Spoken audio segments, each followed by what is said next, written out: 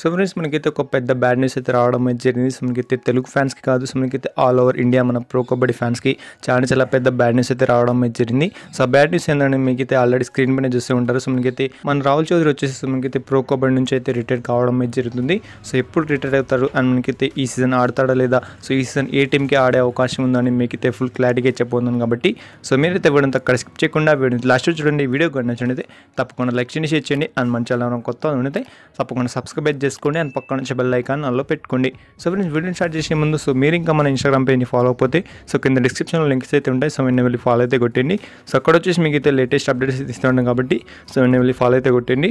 So friends ఇక పదం లేకుండా వీడియోని స్టార్ట్ చేసేద్దాం. సో ఫస్ట్ ఆఫ్ ఆల్ వచ్చేసి మనకైతే రాహుల్ చౌదరి వచ్చేసి మనకైతే ఒక హింట్ ఇవ్వడం అయితే జరిగింది. సో హింట్ ఏంటంటే సో నేనైతే మన ప్రో కబడ్డీ సన్ లెవెల్లో నేనైతే ఆడుతున్నాను. సో అది వచ్చేసి నా లాస్ట్ సీజన్. సో దాంట్లోనే నేనైతే రిటైర్మెంట్ ఇస్తున్నాను అయితే ఒక న్యూస్ అయితే ఇవ్వడం అయితే జరిగింది. సో అది కూడా మనకైతే యూపీకేఎల్ లీగ్ ఆక్షన్ జరిగేటప్పుడు మనకైతే చెప్పడం అయితే జరిగింది. కాబట్టి మనకైతే ఇక్కడ ఫుల్ క్లారిటీ వచ్చిందని చెప్పుకోవచ్చు. సో మన రాహుల్ చౌదరి వచ్చేసి మనకైతే ప్రో కబడ్డీ సన్ 11లో అయితే ఆడుతున్నాడు. కానీ మనకైతే ఇది వచ్చేసి లాస్ట్ సీజన్ మనకైతే అర్థమవుతుంది. సో మనకైతే సీజన్ 11 తర్వాత సో మనకైతే ప్రో కబడ్డీ నుంచి అయితే రిటైర్ కావడం అయితే జరుగుతుంది మన రాహుల్ చౌదరి వచ్చేసి.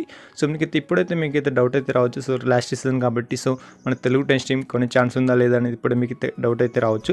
సో ఫ్రెండ్స్ నాకు తెలిసి మనకైతే రాహుల్ చౌదరి పక్కా అయితే మన ప్రో కబడ్డీ సీజన్ 11 ఆప్షన్లో అయితే వస్తాడు. కానీ మన తెలుగు టెస్ట్ టీం కొన్ని ఛాన్స్ ఉందో లేదో సో మనకైతే ఇంకా ఏం తెలియలేదు. కాబట్టి సో మనకైతే ప్రో కబడ్డీ సీజన్ 11 ఆప్షన్ రాగానే సో మనకైతే ఫుల్ క్లారిటీ అయితే వస్తుంది. సో మనకైతే ఒకవేళ రాహుల్ చౌదరి కనుక బయటికి వస్తే మాత్రం సో మనకైతే ఆప్షన్లో సో మనకైతే తెలుగు టెస్ట్ టీం 50% సో మనకైతే రాహుల్ చౌదరిని కొన్ని అవకాశం అయితే ఉంది.